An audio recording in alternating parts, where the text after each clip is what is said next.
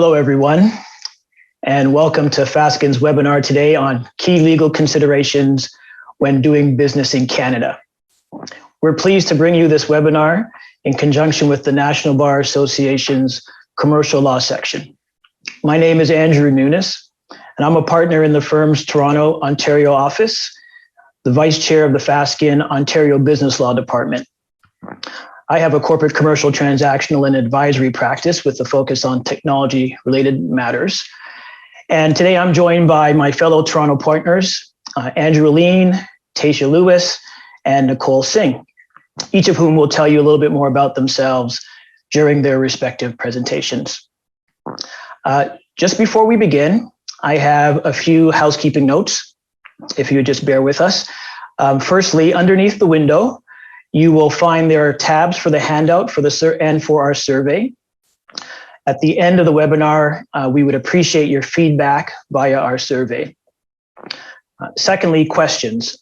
If you could please submit your questions via the chat box, we will then do our best to answer all the questions that we can. Most likely, we will defer that until the end of the presentation. Next slide, please.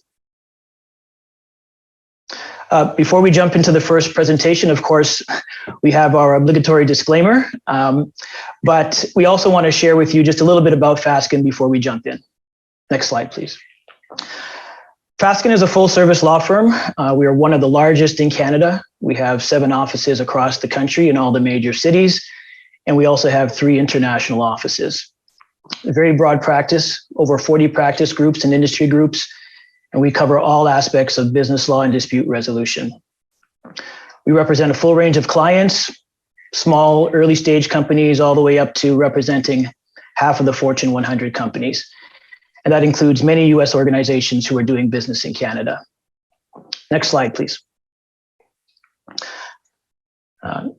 Just apropos dealing with or partnering with the National Bar Association, we are very committed to equity, diversity, and inclusion.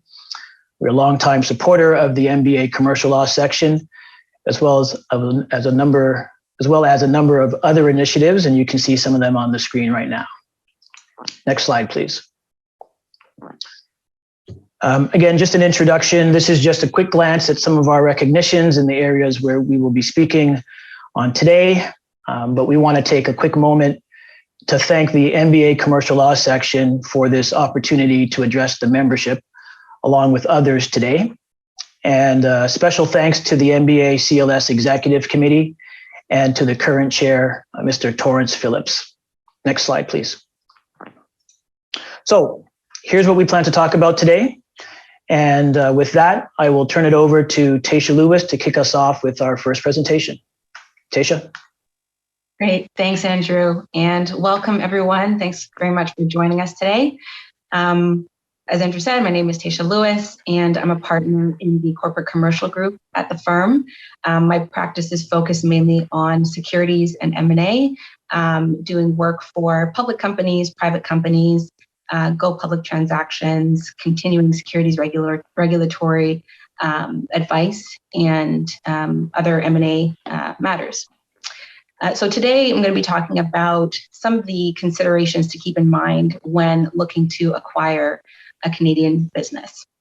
So at a high level, sort of our basic considerations are, are we dealing with a private company target or a public company target? If it's a public company, of course, there are a number of regulatory elements that will need to be addressed. And the second question is it going to be a share purchase or an asset purchase? If it's assets, then the buyer can cherry pick which assets and liabilities, if any, that it wants to acquire or assume. And if it's a share deal, of course, we're talking about all of the assets and liabilities being acquired. So let's start with a share purchase of a publicly listed company. A couple of the considerations that I'd like to chat about today. One is, which stock exchange and securities regulator or regulators are involved. Unlike in the US, we don't have a single securities regulator in Canada that's equivalent to the SEC. Instead, each of our 10 provinces and 3 territories has its own securities regulator and rules. The regulators have tried to put rules and policies and processes in place to try and harmonize the Canadian securities regulatory landscape. But for the most part, you'll need to consult with the specific rules of the jurisdiction or jurisdictions in which the target is a reporting issuer. And the stock exchange that the target shares are listed on will also need to approve the transaction. So a number of layers of consent and review for a public company that need to be kept in mind, both from like a time perspective and a cost perspective. And how will the transaction be structured? Generally, there are 3 ways to acquire a public company in Canada. You have takeover bids, plans of arrangement, and amalgamations or mergers. So starting with takeover bids, those involve the acquisition of 20% or more of a target's outstanding securities. They can be friendly or hostile. If friendly, then the buyer will engage with the target's board to figure out the terms of the deal. If hostile, then the buyer goes directly to the shareholders of the target to propose their transaction. Hostile bids have become less common in Canada in recent years, which may or may not be the result of changes that we made to our takeover bid regime in 2016. So now our regime has a minimum bid period of 105 days, up from 35 days, so a significant increase. We also have a minimum tender condition, so at least 50% of the target's shares have to be tendered in the transaction in order for it to proceed. And then once all of the conditions to the bid have been satisfied or waived, we add another 10 days to the bid period. So there are sort of additional conditions that have been placed on hostile bids to, in effect, level the playing field between buyers and targets. But it's made hostile bids a bit more difficult to do successfully. Another consideration for takeovers is how will it be financed? So unlike in the US, where a takeover can be conditional on financing, in Canada, adequate financing arrangements have to be made before a bid is launched in order to ensure that the purchase price can be paid in full on closing. So that's a very important difference. The financing itself can be subject to conditions, but those conditions have to be reasonable. So acceptable conditions would be those that mirror the conditions in the bid that are in favor of the buyer, or conditions that are reasonably easy to satisfy. So, for instance, completing a credit agreement. That's relatively easy, that's standard, that's acceptable. What wouldn't be acceptable is if the condition was at the discretion of the lender. So satisfactory due diligence by the bank wouldn't be satisfactory, wouldn't be acceptable. So just things to bear in mind from a financing perspective. And then the last point on takeovers is if the target has shareholders in Quebec, in the province of Quebec, then the bid documents will need to be translated into French. So that's something to bear in mind from a both time and cost perspective, and something that should be determined at the outset. For plans of arrangement, they're court-approved processes, and the key consideration there is the transaction fair? Is it fair to the target, and is it fair to the affected security holders? And typically the parties will obtain a fairness opinion and an independent valuation from a neutral third party, like an accounting firm, to support their position that the transaction is fair. For plans of arrangement, shareholder approval is required. And for public companies, that's in the form of a shareholder meeting, and 2/3 majority approval is required. If the transaction involves any related parties, and those related parties are getting a collateral benefit in the transaction, then there's a separate layer of approval that's required from the shareholders who do not get that beneficial treatment. And a majority of those shareholders have to approve the transaction. So 2 levels of approval. For amalgamations, same thing. Shareholders have to approve at a shareholders meeting, 2/3 majority approval. And if there are any related parties getting a collateral benefit, then the other shareholders have to approve at majority approval. Tax is usually the driver, one of the major drivers in determining which structure is best. So we always recommend get Canadian Tax Council on the line as soon as you can to determine sort of what is the best option for the buyer. So turning to private companies, next slide, please. Share purchases for private companies have somewhat different considerations. So scope of due diligence. We, of course, with private companies don't have the benefit of ongoing public disclosure, and public companies don't have the obligation to provide full, true, and plain disclosure to their shareholders. So determining the accuracy of the target's information becomes paramount. Rep and warranty insurance. More and more buyers in Canada for Canadian deals are using rep and warranty insurance to either supplement or replace the indemnity provisions. It, of course, doesn't replace due diligence, and often an insurer will want to see a due diligence report to determine the appropriate coverage.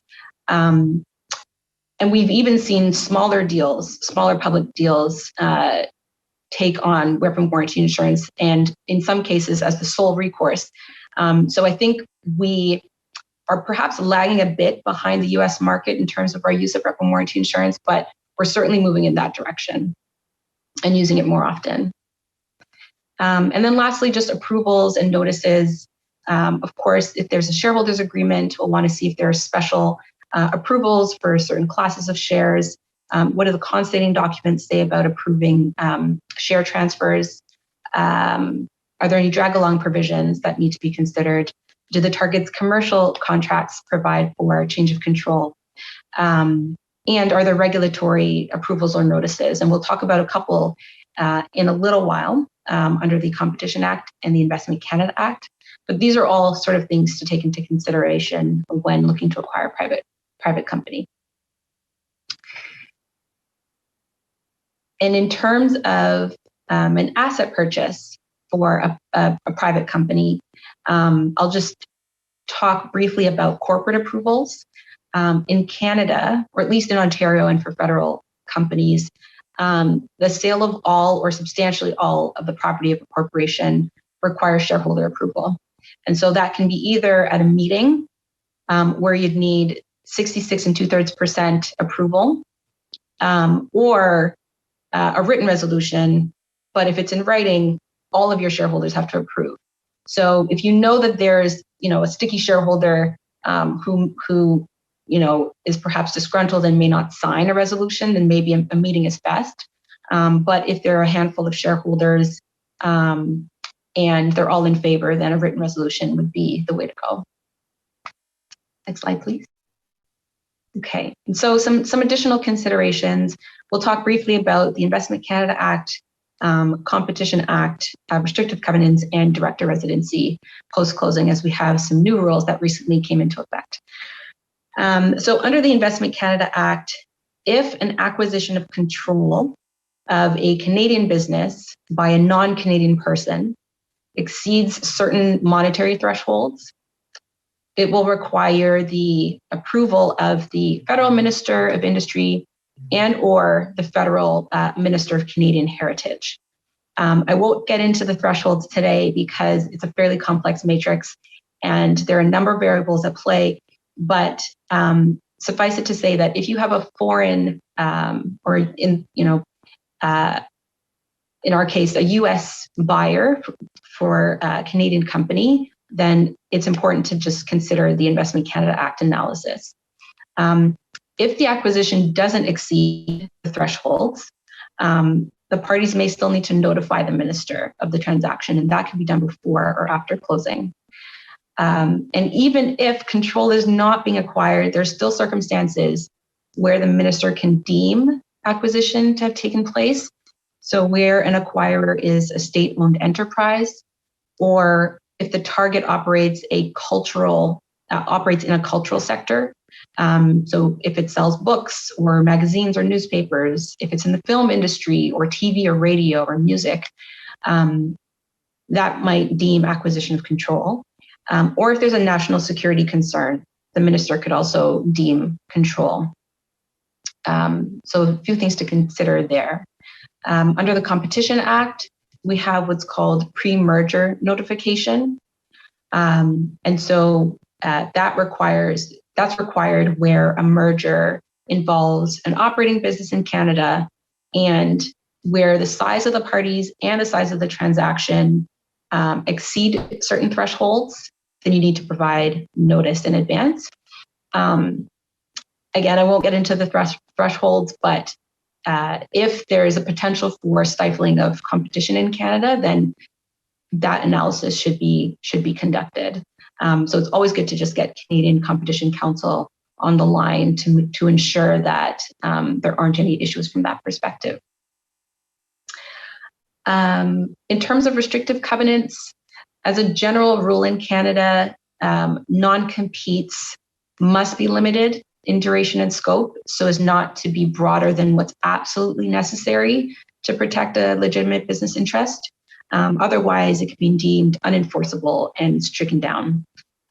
Vendor non-competes in the context of an M&A transaction can be more expansive than an employment non-compete, but it still needs to be reasonable. So in terms of duration, generally we're talking 1 to 2 years. If there's a transfer of know-how or goodwill, we can extend that to 3 to 5 years. And scope, it'll depend on where the business is currently conducted and where there's a genuine intent to conduct business in the future. So all in all, has to be reasonable, and the courts are pretty strict about that.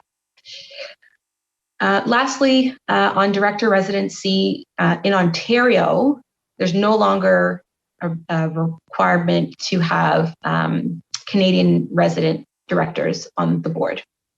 So as of this past July, corporations are not required to have at least 25% of their directors be resident Canadians. That still applies for federally incorporated companies, even if they operate in Ontario, but for corporations that are subject to Ontario corporate law, that requirement is no longer the case. So US buyers don't need to scramble to find a Canadian to sit on the board, as that's no longer required. That's all I'll say for now, and I will hand the mic over. Great, thanks, Taisha. Appreciate all that information. I'm going to transition a little bit now into other means of expanding into Canada. We can go to the next slide, please. Acquisitions are great. Sometimes acquisitions are more of a commitment than a company wants to make for an initial foray in any particular aspect of their business into Canada. But there are other alternatives that are available, including incorporating a Canadian subsidiary or simply operating your Canadian business as a branch of your US entity. And we certainly see a lot of this where an acquisition is not feasible for whatever reason. One of the key things to note, Taisha just mentioned it, around the residency requirement for directors, no longer in Ontario, but depending on the scope of your business in the country, you may in fact prefer to do a federal corporation, in which case you are subject to that residency requirement, and that may or may not be a challenge to you depending on the extent of your local presence. Having said that, there are ways to get around this. We do have provinces, even in addition to Ontario, that don't have a residency requirement for directors. So there will be a number of options for you. Nevertheless, whether you incorporate a Canadian company or if you operate as a branch, you may still need to register your business, your foreign corporation, or your Canadian corporation in each of the relevant provinces where you are carrying on business. And unfortunately, each of the provinces, it has its own definition for what carrying on business means. You have to kind of go through the test in each province and figure out where you need to register and where you don't. But regardless of that, you will also generally need to have a local agent address in each of the jurisdictions where you have a presence. If your organization would like to do some tax planning relating to the Canadian business, then they may want to consider incorporating what we call an unlimited liability company, or ULC. This is a flow-through vehicle for tax purposes, but of course, it's also a flow-through vehicle for liability purposes. So you just have to be careful about that. We've certainly helped clients with structures that achieve the benefits of the flow-through while avoiding the liability concerns using things like blocker corporations, limited partnerships, and the like. So certainly very doable. And you have a few options in Canada, jurisdictions that have ULCs, not Ontario, unfortunately, but other provinces that provide that vehicle. And of course, if you are a regulated industry, you'll have some special considerations. You'll have to give thought to the applicable Canadian regulatory landscape. And Taisha had made reference to the Investment Canada Act. In addition to having to make a filing or get approval if you are acquiring a business, if you establish a business in Canada and you're a foreign entity, then you will also have to make a filing under the Investment Canada Act. Next slide, please. So similar to doing an acquisition of a Canadian business, you're also going to want to consider tax, even if you're otherwise expanding or establishing a business in Canada. So I totally agree, get the tax lawyers involved early. On the income tax side, if you have a permanent establishment in Canada, then you'll have to pay Canadian income tax on that portion of your income. If you don't, then generally speaking, the Canada-US treaty will step in and largely allow you to avoid having to pay income tax. But it is a very complex analysis. So again, we would want to get our tax lawyers involved right at the beginning. And even if you operate as a branch, you may still be subject to a branch tax. So you have to kind of weigh the pros and the cons based on your particular circumstances and figure out what's the best way to enter the country given your circumstances. If you don't incorporate a Canadian company and you do a branch of a US entity, then that opens up the US entity to an audit by the Canadian tax authorities. And so there's a number of things that you're going to want to factor into the analysis. Sometimes that exposure to the CRE, the Canada Revenue Agency, leans in favor then of incorporating a separate Canadian company. On the commodities tax side, you also have to register for and potentially collect, report, and remit what we call our goods and services tax, or GST, which in some provinces is combined with the retail sales tax for something we call a harmonized sales tax, or HST. In Ontario, just to give you a sense, that number is 13%. And it used to be that wasn't as much a consideration for many US entities that were expanding into Canada, depending on the scope of the business that was originally contemplated. However, that's recently changed. And just back in July of this year, at the federal level, in any event, they introduced a lower threshold and they expanded the requirements for non-residents of Canada selling to Canadians. So now essentially, if you're a non-resident corporation, if you're selling any digital property, you're doing online sales, or you're selling any services to Canadians, and those customers are individuals or they are unregistered businesses, then you have to register for, charge, collect, report, and remit GST, HST. So even if your only connection to Canada is that you have some customers here, you're still subject to that requirement, which is new. Although over the last couple of years, it's been introduced in some of the other provinces. So given that it takes very little to trigger this requirement, it's the thing that we often call the Netflix tax, right? And this has been an issue that jurisdictions, the U.S. and others, have been trying to grapple with for some time. So that's the current Canadian approach, and we'll see how that develops. One thing to mention on the positive side is that Canada has a number of tax incentive programs, which can be of great benefit to U.S. and other foreign businesses looking to expand into Canada. The most common one is referred to as our SHRED program. And under the SHRED program, if you're a Canadian resident corporation, then you can earn investment tax credits that can be used to reduce your Canadian your Canadian income tax. So as long as you're doing work that's conducted for the advancement of scientific knowledge or for the purpose of achieving technological advancement, then you'll be entitled, subject to a number of traps and hurdles, to investment tax credits. And there are some businesses, in fact, that live and die on these tax credits, or they certainly are a significant part of their business. So nothing to shake a stick at. And all you have to do is to be a Canadian corporation, a resident Canadian corporation. So as long as you're incorporated in Canada, you've met that requirement. It won't entitle you to the enhanced investment tax credits that's reserved for what we call Canadian controlled private companies. But even though you won't qualify for that, you could still be entitled to the regular credits that are available as long as you're incorporated in Canada.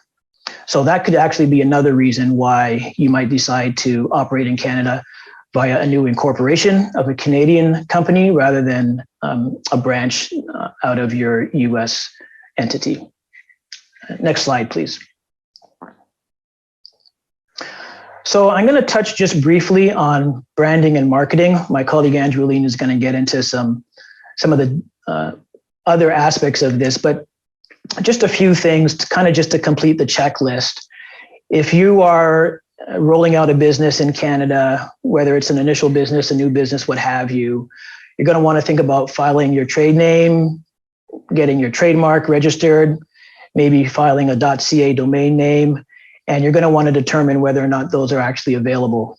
To the extent that these are significant parts of your strategy, you may have to get a little bit creative and otherwise want to know what the lay of the land is here before you make that foray. So we've certainly seen some clients get stuck at that level as well, as simple as it may seem.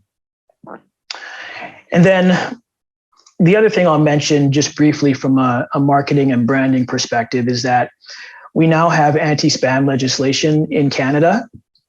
So if your marketing strategy includes the sending of what we call commercial electronic messages, so emails or text messages, then you're going to want to ensure that you are compliant with the legislation, which we call CASL.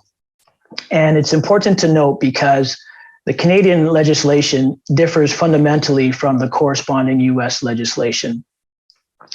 In the US, generally speaking, you don't have to have consent to send a message. You can send the message without consent, and as long as you've got the unsubscribe and some other requirements are met, then you're good to go.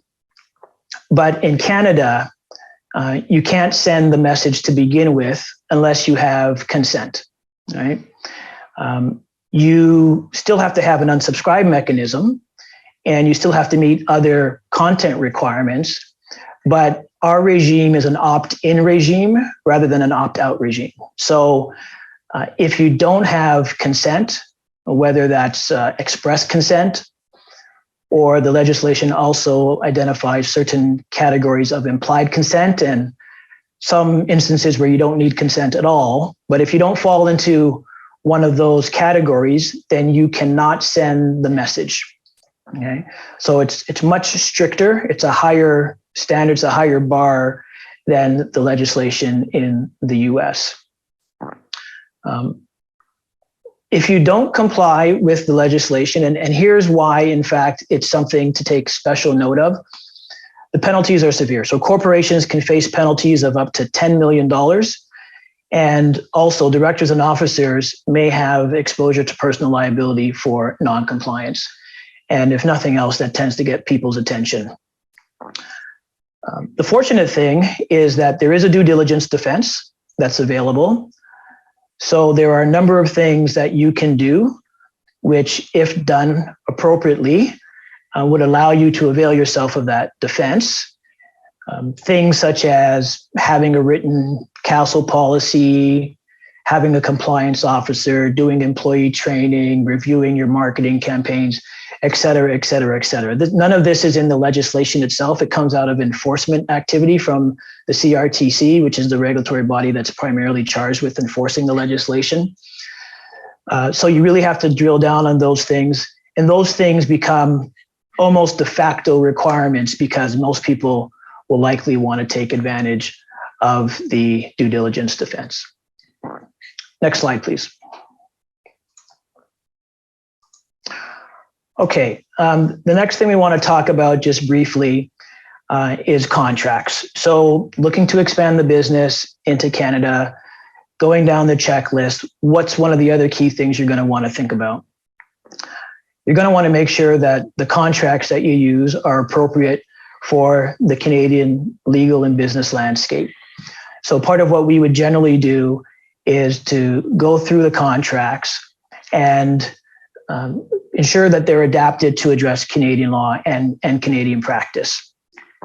A lot of the things will be very similar from a general commercial perspective, but there are some key areas where you have to pay close attention and make sure that you make adjustments as appropriate.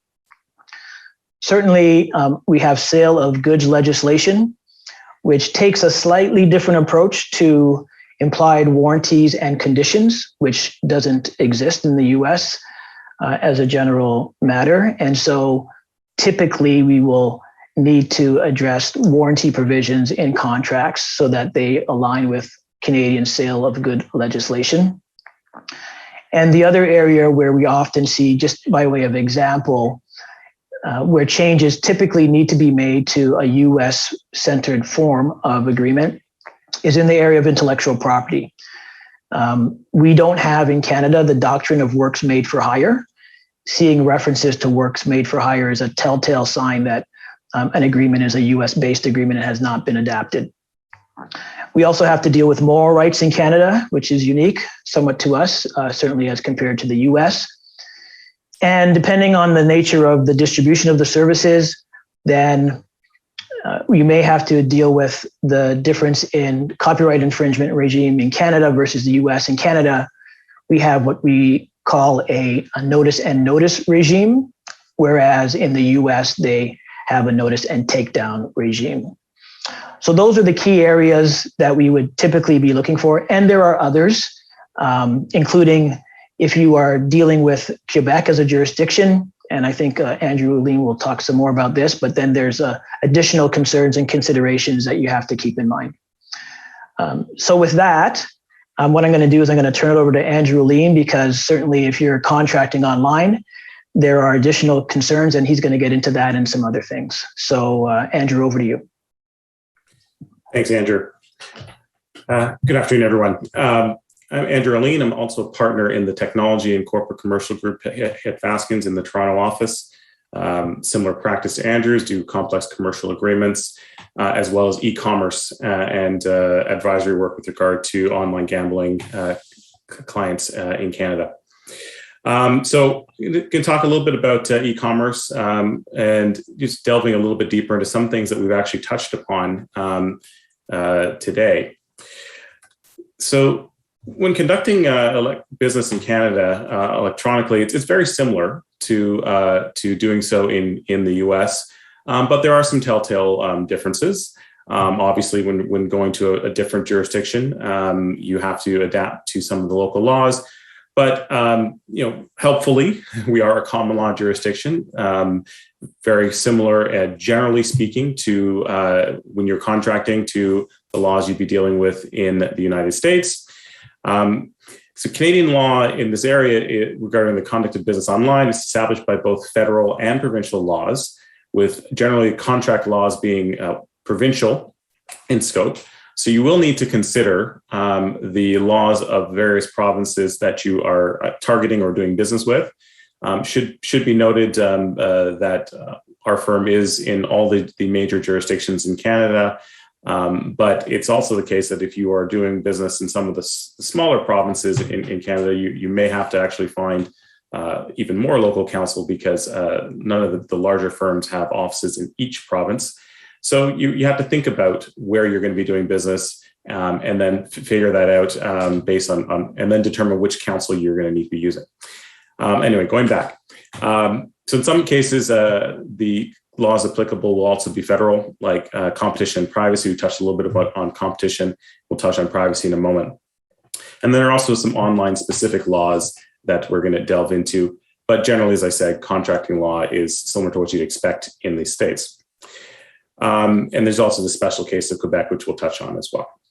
The baseline for each of the provinces is that we have, in addition to our general contract law, e-commerce legislation that is intended to facilitate the conduct of contracting online. And it does so by generally by providing for the functional equivalency of electronic documents, so electronic contracts or other forms of documents that are part of a transaction you might be engaging in, where there's a legal requirement for them to be in writing. The electronic version will be sufficient, and also generally providing for enforceability of electronic contracting. So that's a facilitation there.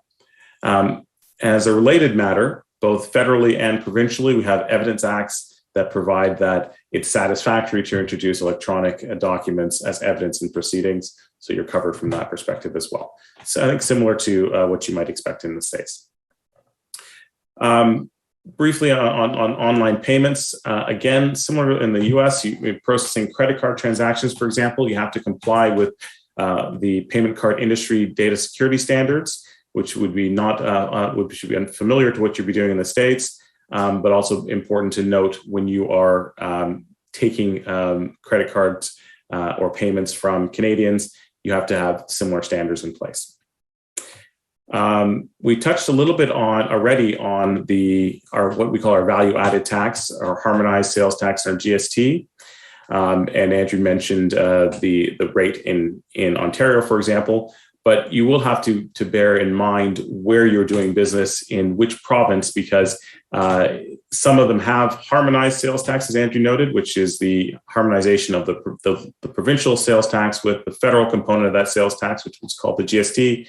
And others, notably, for example, BC, do not have harmonization. So you have to comply with the provincial regime as well as the federal regime together. And usually it's not terribly strenuous, but there are some particularities in various jurisdictions where the laws are applied or slightly differently depending on the nature of the transaction. So you may have circumstances where you basically can treat it as you're just combining the two sales taxes, and other circumstances where you have to separate them and apply them differently. So that's something where you definitely want to consult with a tax lawyer, particularly where you're targeting various jurisdictions. Also important to note that there are input tax credits, so that the value-added tax, the HST, is intended to be a tax that applies at each stage of production and distribution chain. So if you're not the ultimate end of that, and you are registered to do business in Canada, you're incorporated in particular, you should have the opportunity to get input tax credits where you are not paying that tax at the end of the day out of pocket because you can recover it. But again, something you're going to want to speak to a tax lawyer about. Next slide, please. So a couple of specific areas. It's important to note the accessibility regime in Canada is one that has been, the laws were passed and have been in place for quite some time, but as of January of this year, in particular in Ontario, you may note is one of the largest jurisdictions in Canada and the one that drives a majority of online business. Not all of it, but a majority of it. So it's one where you're probably going to want to ensure that you comply with the laws. The Accessibility for Ontarians with Disability Act of 2005 Act came into force, indicating that the accessibility of your websites, publicly facing websites, needs to be addressed as of January of this year. And that applies not to every industry, but it does apply to, you can assume it applies to the majority of public facing websites for businesses where you have over 50 employees. So it's not intended to necessarily impact on the small mom and pop websites, but certainly something that you're doing from across borders. There's a reasonable chance that it is going to apply to you, but you are going to want to consult with local counsel to determine whether or not it applies and then how you would apply. The obligations are not dissimilar to things that are international and standard because they're based on the Web Content Accessibility Guidelines at 2.0, which were developed by the World Wide Web Consortium. So it may not be necessarily onerous to address these things, but if you got to code your websites, recode websites, you're going to need to pay attention to it. Note that the law also applies retroactively to content already published if that content was published on your website after January 1 of 2012. So there are a couple of dates you got to think about. There are some online marketing provisions which you will need to be cognizant of. Andrew alluded to them earlier. In particular, additional requirements for online marketing that are overseen by our Federal Competition Bureau. It provides for both criminal and civil regimes for false or misleading representations or deceptive marketing practices. And these apply generally across the board, whether you're dealing with online, in print, or representations made via television or radio. So you got to think about when you are marketing yourself, whether that's advertising or things that are statements made on your website. Also, organizations are prohibited from making performance claims that are not supported by adequate and proper testing. So you have to delve deeper into it. You can't just make sure that what you say is correct. You may also need to ensure that you have a backup of testing to validate those claims. Importantly, the Competition Act provides for a private right of action for damages as well as for costs incurred as a result of a conduct that's contrary to the criminal provisions of the Act. So there are definitely some teeth in this. And the Competition Bureau has shown a willingness to enforce the provisions of the Competition Act for false or misleading advertising, even in instances where there are no goods or services that are being purchased, such as circumstances where personal information or other data are being collected on free-to-use sites. So don't think that just because you're not specifically selling goods or services that these statements made would not fall under this. Also, there's the provisions dealing with online broadcasting. In late 2020, there was a federal bill C-10 that was introduced to amend our Broadcasting Act to introduce a concept of online undertakings, which would be a new class of regulated broadcasters, intending to capture those entities that are broadcasting content into Canada.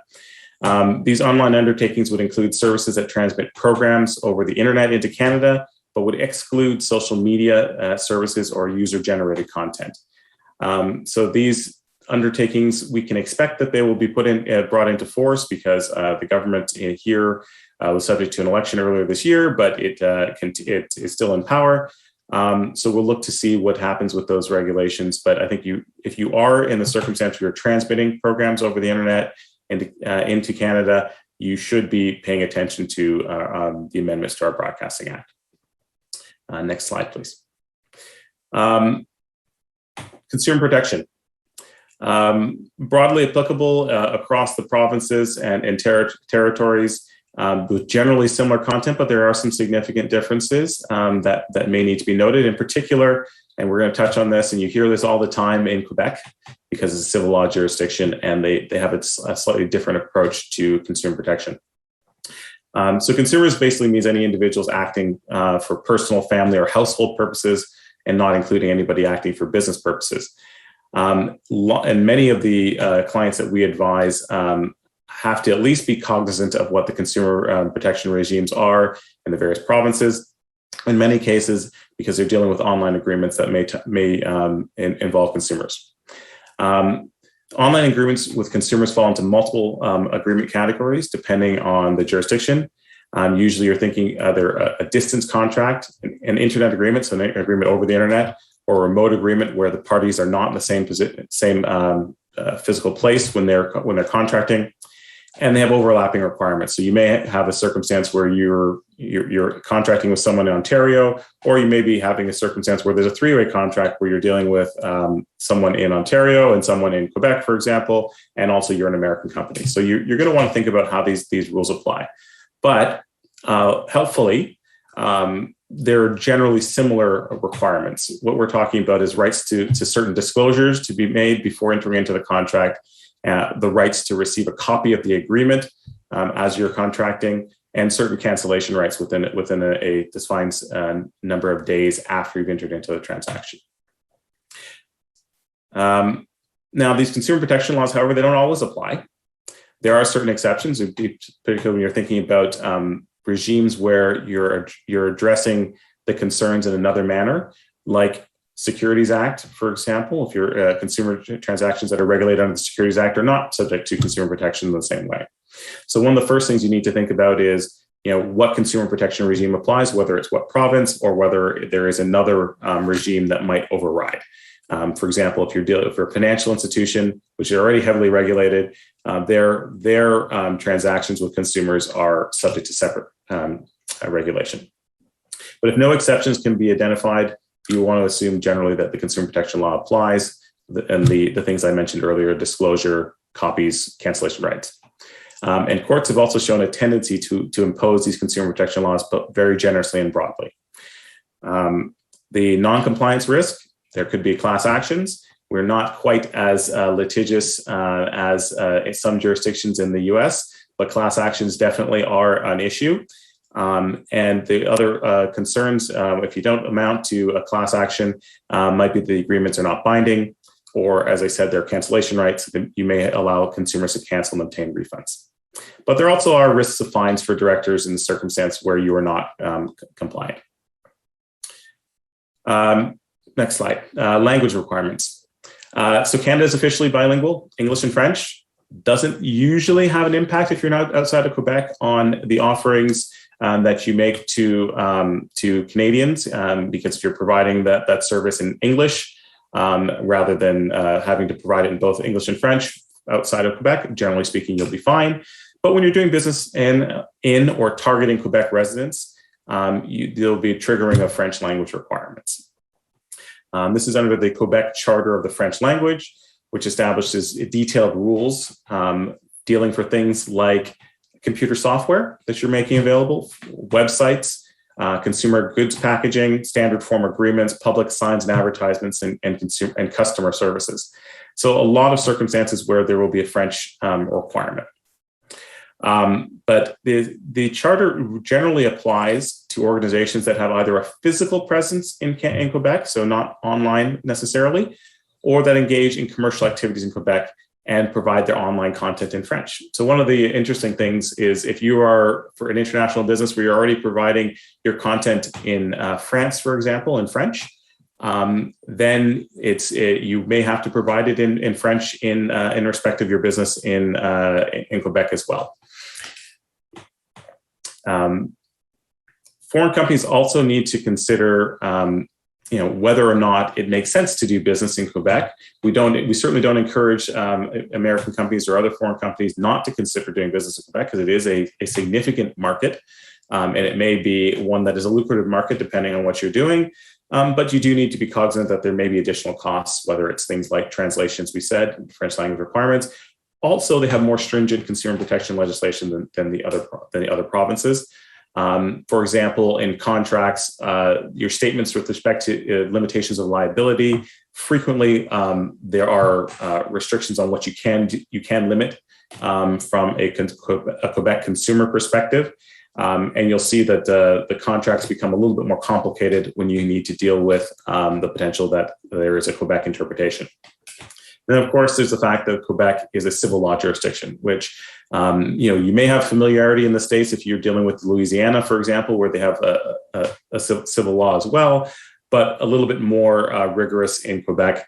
So definitely want to be consulting with local counsel. I'm going to move a little bit quickly over the next slide here. Privacy. Very important to note that we have rigorous privacy laws here in Canada. and have had them since before your California Consumer Protection Law came into force, and are generally considered consistent with the GDPR. But essentially, you do need to be considerate of privacy considerations, where knowledge and consent is the kind of the bywords for privacy in Canada.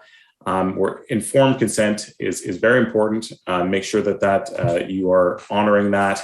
And there are certain exceptions, though, to consent requirements. For example, if you're providing some sort of service for the benefit of an individual in question, and consent can't be obtained in a timely way, or information is publicly available, then there are some exceptions. It's also important to note from a business perspective that you are permitted to outsource data processing, things like client billing, for example, to a parent company in the US, for example, without running afoul or having to address specifically PIPEDA. So it doesn't prohibit outsourcing the way that the GDPR does in certain circumstances. There's also important considerations dealing with breach notification and record keeping that you will need to comply with. And I think, again, important to consult with a privacy lawyer here where relevant. But in the interest of time, I would like to turn over matters to my colleague Nicole, and I'm happy to answer questions later on if need be. Thank you, Andrew. Hi, everyone. As Andrew Nunes mentioned at the beginning of the presentation, my name's Nicole Singh. I'm a partner in our Toronto, Ontario office in our Labor and Employment and Human Rights group.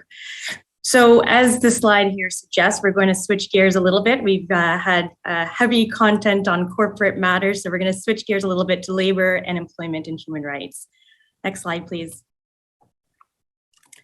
So in terms of the last leg of this presentation, I'm going to go over a brief overview of Canadian labor and employment law. And what we're going to do is, I've identified in your handouts some current hot topics and trends that everyone should be aware of in terms of what's happening in the world of labor and employment in Canada. We've identified 5. So employment agreements, human rights, pay equity, COVID-19, the dreaded topic, but the one that remains nonetheless important, and some upcoming changes to legislation that you should be aware of. We likely won't get through all of these topics, but like I said, we've highlighted them for you so that you're aware of them and aware of some of the current trends in Canada. And then we'll wrap up in the last about 10 minutes of today's presentation to give all of you the opportunity to ask us any questions you might have on any of the topics we've addressed today. Next slide, please. So as my other co-panelists have talked about today, it comes as no surprise at the end of this presentation that laws in Canada differ by jurisdiction. And so in Canada, our labor and employment laws are governed by provincial legislation. In some cases, some industries are governed by federal legislation, and federally regulated industries include the banks, the airlines, telecommunication companies. Now, this is not too dissimilar from the US, where you have state laws and federal laws.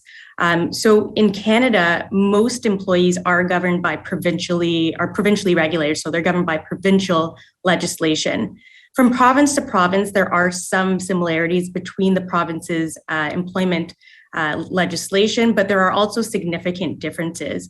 As my colleagues pointed out, one of the significant differences is Quebec. As Andrew just mentioned, they are a civil law jurisdiction, whereas the rest of Canada is common law. So that's one example of a very different jurisdiction and how laws can apply differently across the different provinces. Next slide, please. So as I said, most employees in Canada are regulated by provincial legislation. And so in each province, you'll have provincial legislation that governs employment standards. Here in Ontario, that's the Employment Standards Act. And each employment standards legislation governs the key pieces of employment. So things like minimum wage, overtime, vacation time and pay. Importantly, and I'll get into that shortly, termination and severance entitlements, and hours of work, and really so much more. There's other key pieces of legislation to be aware of in Canada when we talk about the employment context, and that's the Occupational Health and Safety Act. That governs really how do you ensure that your workers are safe at work? How do you ensure that you're taking all reasonable precautions to ensure that they are free from discrimination, harassment, and violence in the workplace?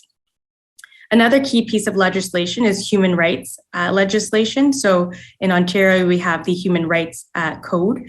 And so really what that does is it protects employees from any form of discrimination in the workplace. And there are a number of enumerated grounds on which employees cannot be discriminated against.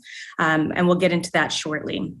And then finally, another key piece of employment-related legislation is the workers' compensation. So workers' compensation, it protects employees from financial hardship associated with work-related injuries or occupational diseases. This is also provincially regulated. Next slide, please. So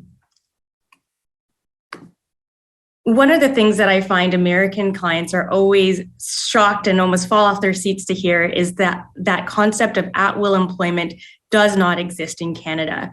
So in Canada, there are only really two ways you can dismiss an employee, and that's either with cause or without cause. So I'll tackle the first one, with cause. What does that mean exactly? Well, as an employment lawyer, I'd love to be able to tell you what exactly that means, but unfortunately, it's a very difficult thing to define because the courts have a very high threshold of what constitutes cause. We joke sometimes that, you know, essentially you have to kill someone in the employment in the workplace in order to have cause to terminate someone's employment. And it's a joke, but honestly, sometimes it feels like that is kind of the type of misconduct you need in order to successfully establish a case for cause. I can't state enough how high that threshold is. So unless you're able to meet that very high threshold, the rest of your terminations are going to have to be without cause. So what does that mean? That means that unlike at-will employment, you are going to have to pay some money or provide some notice in order to terminate an employee's employment. So how do you know how much you have to pay? Well, that's dependent on a couple of things. So we have, as I said, provincial legislation that governs things like termination and severance. So that's the baseline, that's the floor of entitlements that you have to respect and that you have to ensure that your employees get. But there's also the other kind of realm of where entitlements can come from, and that's common law. Next slide, please. So how does that work? I've mentioned two different types of entitlements that an employee can get. Which one applies when you're terminating an individual's employment? Well, first off, in an employment agreement, the courts basically, or the law in Canada basically reads in common law entitlements. So they basically say, even if you have no employment agreement, you're reading in common law entitlements, which I'll get to in a moment, but those are higher entitlements. So here in Canada, I can't state enough how important employment contracts are, because it really can limit your exposure to having to provide common law notice upon termination. Next slide, please. So what is common law notice? Well, so as I said earlier, it's a higher threshold, and the courts will look at a number of things in determining what is common law notice. They'll look at things like character of employment, length of service, age, and availability of similar employment. Next slide, please.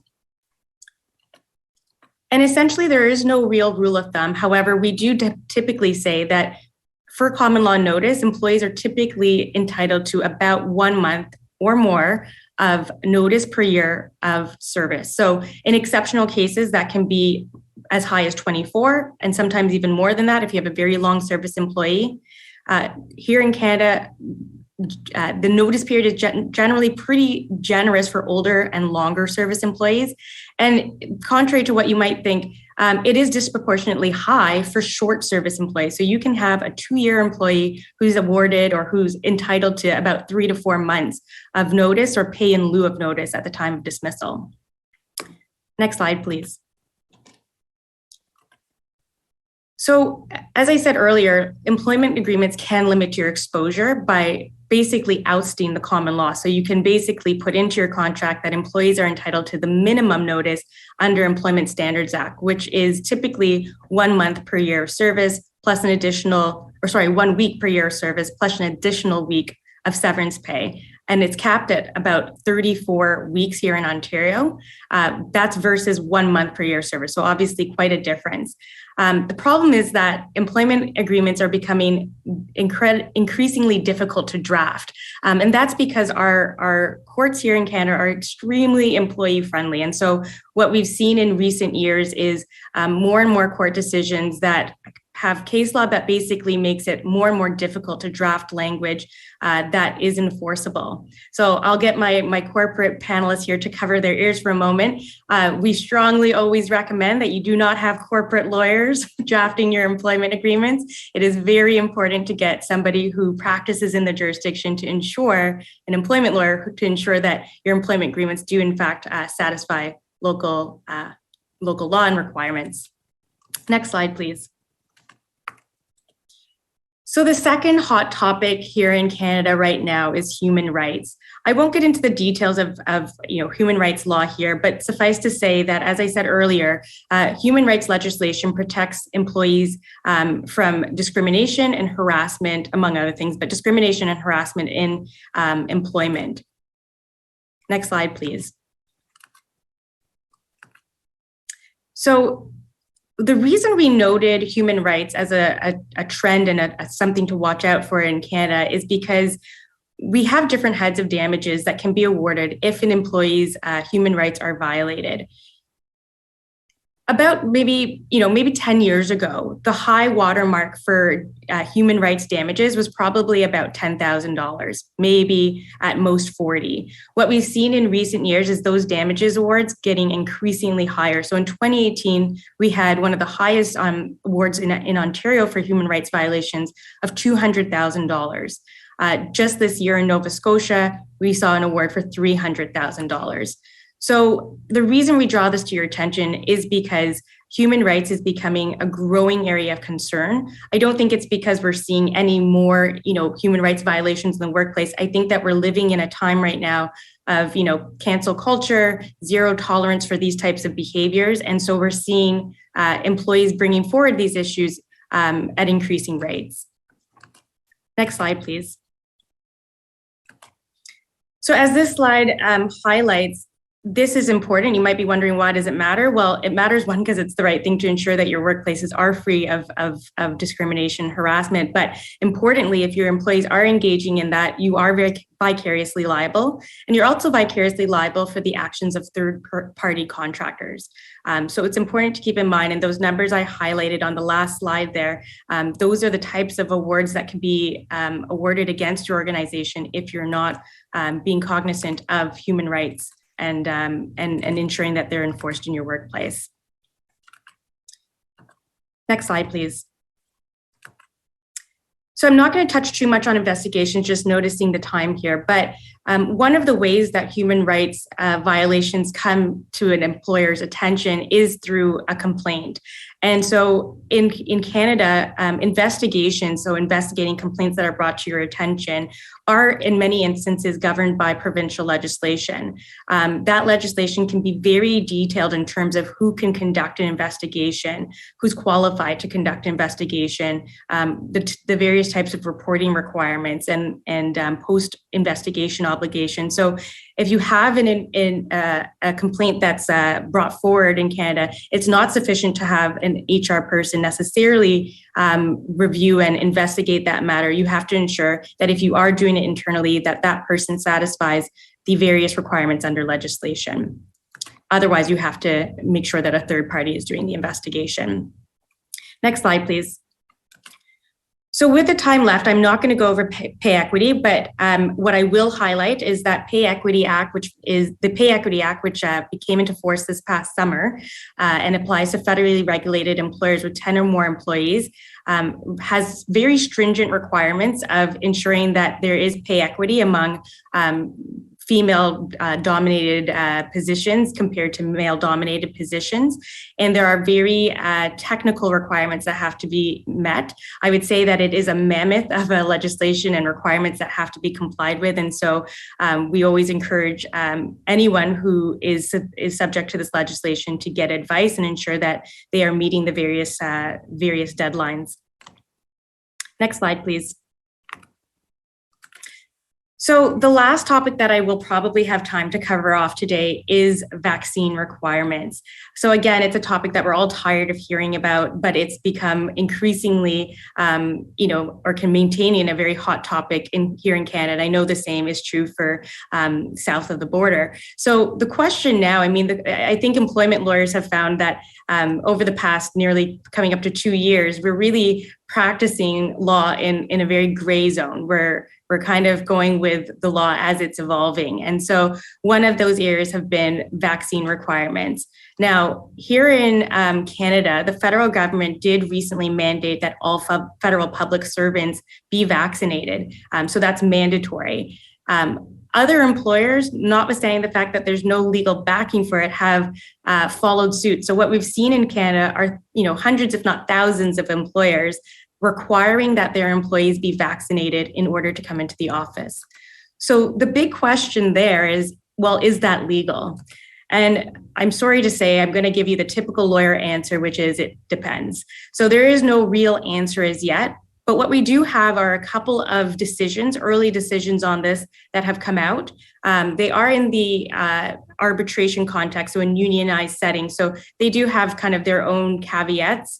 For example, that there's a collective agreement that applies that may have different impacts or applicability to non-unionized contexts. However, what I will say is that the case law already is divided, not surprisingly. So there was a case just a week or two ago that the employer there had mandated that it's over 4,000 employees be vaccinated by a certain date or risk being fired. That was the grievance was filed, and it was before an arbitrator in Ontario who said that the employer's vaccine requirement was reasonable and that it was compliant with human rights legislation and occupational health and safety laws. So as I mentioned before, occupational health and safety laws require that you ensure your employees are safe in the workplace. And so this arbitrator said that in having a mandatory vaccine requirement, the employer was actually acting in compliance with its occupational health and safety requirements. Just a few short days later, we had another arbitration decision where a very different outcome was reached. The employer's vaccination policy, mandatory vaccination policy, was found to be unreasonable. And it was found to be unreasonable there because the arbitrator found that it was a disproportionate response to the particular circumstances. So what were those circumstances? Well, they said that there was no workplace outbreak of COVID-19. Their previous voluntary policy worked just fine, and that there was no serious operational issues that were posed by the unvaccinated employees. And so for all of those reasons, the arbitrator found that the mandatory vaccination policy was unreasonable. So I'll stop there and say that, whether you're thinking of having a mandatory vaccination policy or not is highly contextual. As you've seen, there's two decisions here where arbitrators have reached completely different results. And the reason for that is really based on the context. What might be okay in one workplace may not be okay in another. What might be okay at a particular time might not be okay at another time. And so it is imperative to get legal advice for your particular workplace context to understand if a vaccine policy, a mandatory one, would be enforceable, would be appropriate or not. So just noticing the time, we want to make sure that we do leave time for questions. So I will stop that portion of our presentation there and hand it over to the audience, to you, to understand if there's any questions that we can answer for all of you. Great. Thanks so much, Nicole. And promise not to draft any employment agreements without reaching out to you. So we've got about 7 minutes left for questions, and we do have some questions that have been submitted into the chat. I will maybe start with one that's come in on the privacy side. So Andrew, Alleyne, how different is Canada's federal privacy law from GDPR? Is there a law similar to the US's COPA that addresses children under a certain age? If you could maybe respond to at least one of those two questions for us, that would be great. Sure. Thanks, Andrew. First, disclaimer, I'm not a privacy lawyer. So I will not go into specific detail on this, but I can tell you, I'm going to answer the questions in reverse. We don't have a specific provision dealing with children the same way that we have COPA. We certainly have prohibitions on targeting, advertising and that sort of thing to minors. So if that's what you're looking for, yes, we do have those types of restrictions from a broadcasting perspective. Obviously, there are age of majority provisions for online contracting, where you can't contract directly with children under the age of majority. But COPA, we don't have a specific equivalent to it here. With regard to our privacy law, PIPEDA, in comparison to GDPR, we have been deemed as adequate from a GDPR perspective, and have been for many years. But there's also a recent proposed amendment to our privacy laws, which some people see as bringing it more in line with GDPR. But one of the things that kind of the big highlight to that is that it has now massive penalties that are potentially possible for breaches of privacy, similar to what's in the GDPR. But in many respects, it's considered to the bill that was proposed is considered to be an extension of the laws that are already in place here, with some specific requirements. But that bill, which came out in November or thereabouts of last year, is expected to be amended because it came out without a lot of consultation.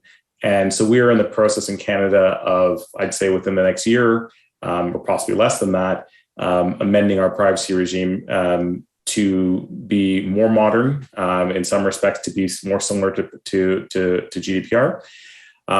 Also in Quebec, we always talk about Quebec. Quebec kind of beat us to the punch, and they've already updated their privacy law, and it's coming into force over the course of the fall. So you can also look to them for laws that are more consistent with GDPR. I've also had put in the chat a reference to a bulletin on privacy comparison of the new legislation and PIPEDA existing, as well as a link to the IAPP resource, which is a comparative chart of all privacy legislation in all the countries in the world that they've been able to track that have privacy legislation.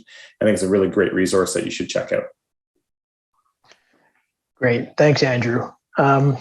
Another question's come in. It says, if I establish a new company in Canada, can I have the right to immigrate there to manage my business? So I guess that one would be for me.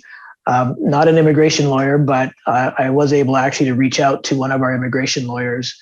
So the answer is that you don't have a right per se, but there is a process that would need to be followed, which would include applying for a work permit. And they would take a look at all of the circumstances. And if everything was above board, then a permit should be issued quite readily. So you'd have to go through that process, but it shouldn't be terribly onerous. So hopefully that answers that question. Andrew, can I just not qualify that, but also just comment? It probably does depend on whether or not that question is targeted to Americans as well, right? Because there are some jurisdictions where it is easier to immigrate to Canada than others, and the U.S. is one of those.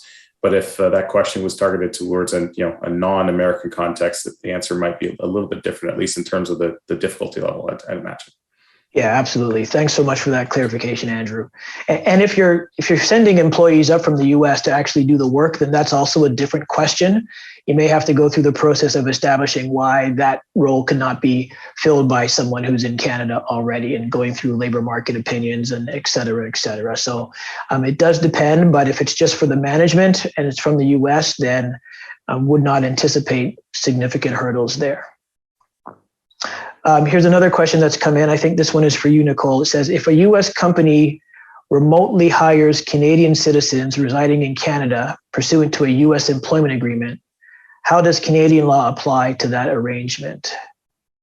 Yeah, that's an excellent question. And, as we mentioned earlier, there are provincial, so it depends on where this person is employed, because there's different provincial laws that would apply and that would answer this question. However, I'll speak for Ontario. If this person resided in Ontario, notwithstanding the fact that they are hired by a US company that's operating in the US, the fact that they reside in Ontario and are performing the work in Ontario means that Ontario law would govern. So that's the case for a number of other provinces. But again, just speaking from the province in which I practice, it doesn't matter that it's a US company, it matters where the work is being performed. So if that person traveled to other jurisdictions as part of their work, that might change the analysis. And then it becomes a question of how much work is being done outside of the Canadian jurisdiction.